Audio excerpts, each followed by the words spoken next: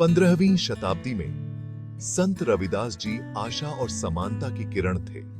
एक साधारण परिवार में जन्म लेके उन्होंने बहुत कठिनाइयां देखी, फिर भी वो अपनी भक्ति और मेहनत पर अटूट विश्वास रखते थे। उनकी कहानी इस बात का प्रमाण है कि सच्चा सुख दूसरों की सेवा करने से अंदर से आता है। रविदास जी का जन्म वाराणसी, भारत में हुआ था। उनका परिवार चमड़े का काम करता था, जिसे उस समय की कठोर सामाजिक व्यवस्था में नीची जाति माना जाता था। भेदभाव का सामना करने के बावजूद रविदास जी ने अपना काम पूरी गरिमा के साथ अपनाया।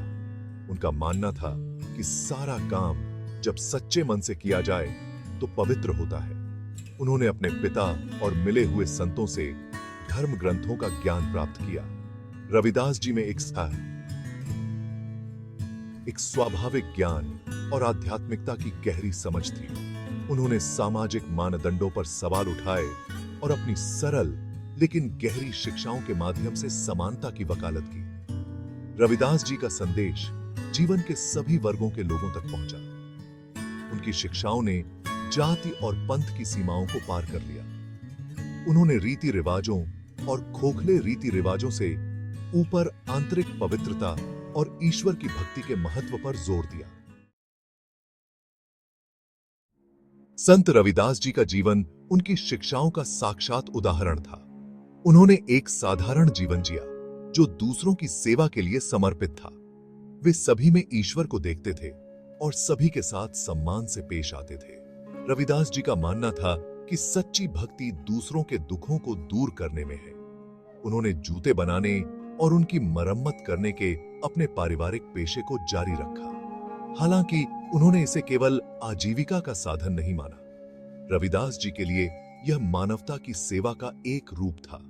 वे अक्सर मुफ्त में जूते ठीक करते थे, खासकर उनके लिए जो इसे खरीद नहीं सकते थे। रविदास जी की उदारता और करुणा असीम थी। वे हर उस व्यक्ति में भगवान का चेहरा देखते थे जिसकी उन्होंने मदद की थी। उनका मानना था कि दूसरों की सेवा करना ही सबसे बड़ी पूजा है। उनके कर्म उनके शब्दों से ज्यादा बोलते थे। अनगिनत लोगों को सेवा और विनम्रता का जीवन अपनाने के लिए प्रेरित करते थे।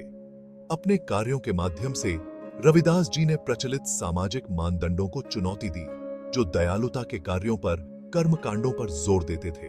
उन्होंने सिखाया कि सच्ची आध्यात्मिकता स्वयं में और सभी प्राणियों में देवत्व को पहचानने में निहित है।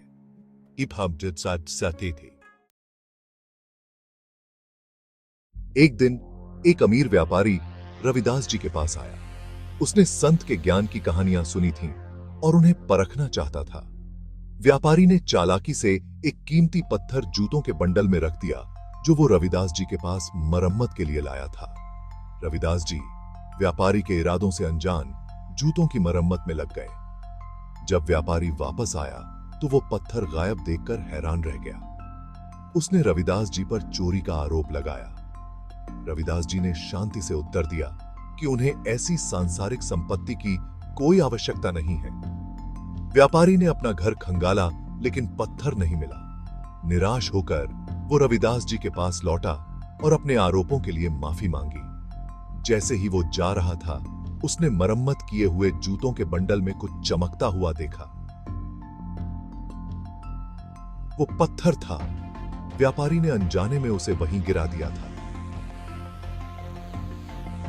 इस घटना ने रविदास जी की ईमानदारी और भौतिक धन से अलगाव की प्रतिष्ठा को और बढ़ा दिया। इसने उनके साधारण जीवन और आध्यात्मिक विकास पर ध्यान केंद्रित करने की उनकी संतुष्टि को उजागर किया।